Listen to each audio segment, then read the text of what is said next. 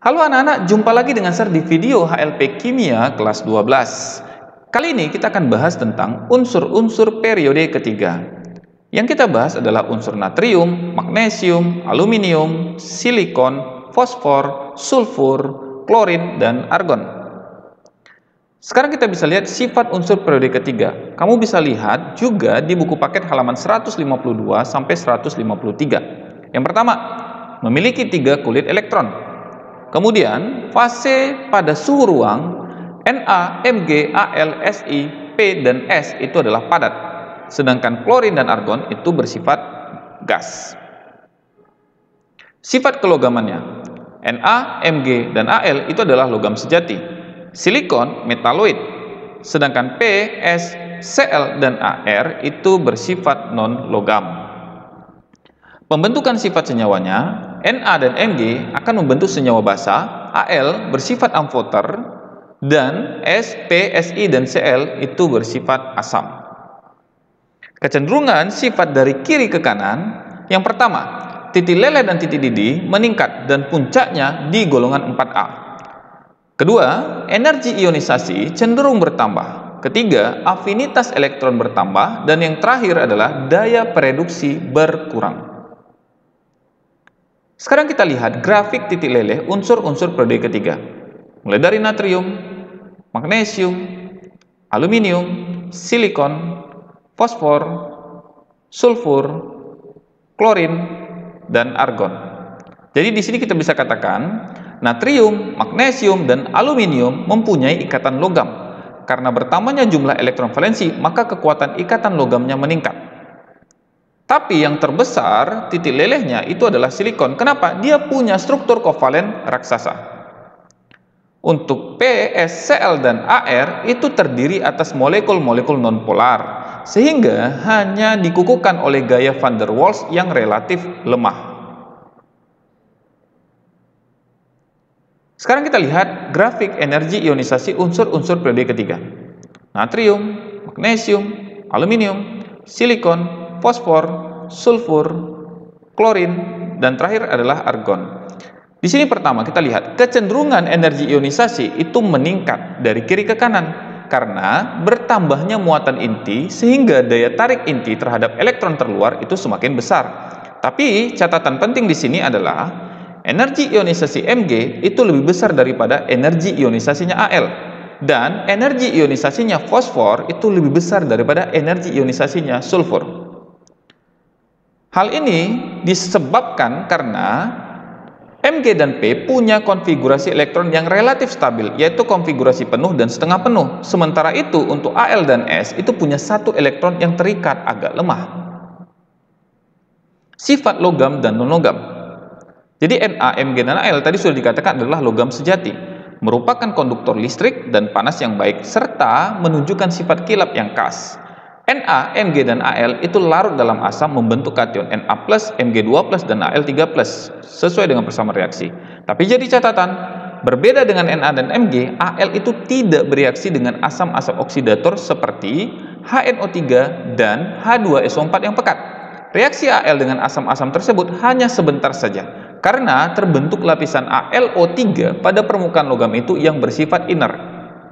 Dan Al juga larut dalam larutan basa kuat, membentuk anion dan gas H2.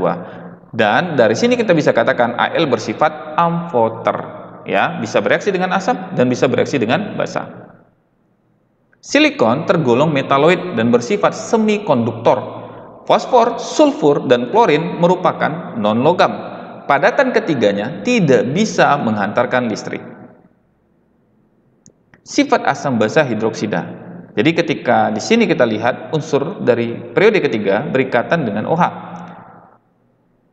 Catatannya, untuk Si OH 4 kali, P OH 5 kali, S OH 6 kali, dan Cl OH 7 kali tidak stabil. Jadi hidroksida tersebut akan melepaskan H2O. Jadi kita ambil contoh, S OH 6 kali dengan melepaskan H2O dia menjadi H2SO4. Sifat hidroksida unsur periode ketiga tergantung pada perbedaan keelektronegatifan dari unsur periode ketiga dengan oksigen. Jika perbedaan keelektronegatifan tersebut besar, ikatannya akan bersifat ionik dan hidroksidanya bersifat basah. Dalam air, ia akan melepaskan ion OH-. Tapi jika perbedaan keelektronegatifan tersebut kecil, ikatannya akan bersifat kovalen dan tidak dapat melepaskan ion OH-. Karena ikatan OH itu bersifat polar, maka ikatan tersebut dapat mengalami hidrolisis sehingga melepaskan H+ dan larutannya bersifat asam. Sifat pereduksi dan pengoksidasi. Daya pereduksi unsur-unsur periode ketiga itu berkurang dari kiri ke kanan, dan sebaliknya daya pengoksidasinya bertambah. Karena energi ionisasi yang cenderung bertambah dari kiri ke kanan, kita dapatkan pereduksi terkuat itu adalah Na dan pengoksidasi terkuat adalah Cl. Na, Mg, dan Al itu tergolong pereduksi yang kuat, tetapi berkurang dari Na ke Al. Hal ini bisa dilihat dari reaksi Na, Mg, dan Al dengan air. Na itu bereaksi hebat dengan air. Dengan mudah itu dia bisa mereduksi H2O. Mg bereaksi lambat dengan air pada suhu kamar, tetapi lebih cepat dengan air mendidih. Hal ini karena muncul endapan MgOH2 kali di permukaan logam yang sukar larut dalam air. Al tidak bereaksi dengan air, tetapi bereaksi dengan uap air panas, membentuk Al2O3 dan gas hidrogen. Sekarang kita akan bahas tentang proses ekstraksi dan kegunaan. Tapi karena natrium, magnesium, klorin, dan argon sudah kita bahas di video sebelumnya, kita tidak bahas lagi di sini. Kita mulai dari aluminium. Pertama, proses mendapatkannya disebut hal Herold. Jadi dia itu diambil dari pemurnian Al2O3, yaitu adalah bauksit yang punya pengotor Fe2O3 dan SiO2. Dalam proses nanti dihasilkan apa? AlOH3 kali yang terbentuk nanti disaring dan dipanaskan hingga didapatkan aluminium murni.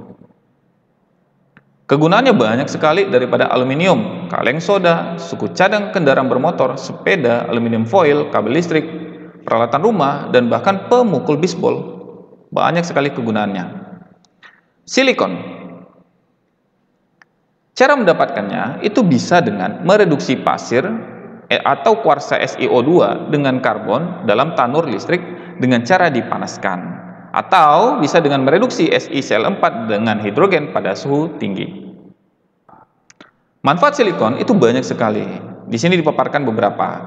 Salah satunya adalah merupakan komponen utama dari kaca, semen, keramik, dan sebagian besar perangkat semikonduktor. Silikon juga bisa digunakan sebagai dasar penting dari beberapa jenis baja yang merupakan bahan tahan api yang digunakan dalam pembuatan tembikar. Unsur silikon banyak digunakan juga sebagai paduan untuk membentuk aluminium, magnesium, tembaga, dan logam lainnya yang punya ketahanan tinggi. Dalam bidang elektronik, chip silikon digunakan dalam berbagai peralatan elektronik. Fosfor. Jadi fosfor itu diperoleh dari reduksi kalsium fosfat dengan menggunakan karbon pada suhu 1400 derajat Celcius sampai 1500 derajat Celcius. Jadi nanti dari situ semua prosesnya akan dihasilkan fosfor. Kegunaannya ada banyak. Asam fosfat digunakan sebagai pupuk pertanian dan produksi pertanian. Fosfat digunakan untuk kaca khusus, lampu natrium dalam produksi baja, dalam aplikasi militer, serta dalam aplikasi lain seperti kembang api, pestisida, pasta gigi, dan deterjen. Khusus untuk tubuh manusia, fosfor adalah unsur penting yang sangat dibutuhkan tubuh. Bersama dengan kalsium, ia membentuk senyawa kalsium fosfat yang penting dalam pembentukan tulang dan gigi manusia. Belerang atau sulfur. Jadi, proses untuk mendapatkan belerang ini disebut sebagai proses frost, yaitu dengan memasukkan uap panas ke dalam tanah yang mengandung belerang melalui pipa agar mencair. Belerang yang telah mencair dipompa keluar dengan tekanan udara. Kegunaan belerang itu banyak sekali. Biasanya yang paling umum adalah pembuatan asam sulfat yang banyak digunakan pada industri. Aplikasi lain adalah juga untuk vulkanisasi karet, pemutihan kertas, dan produk-produk lainnya.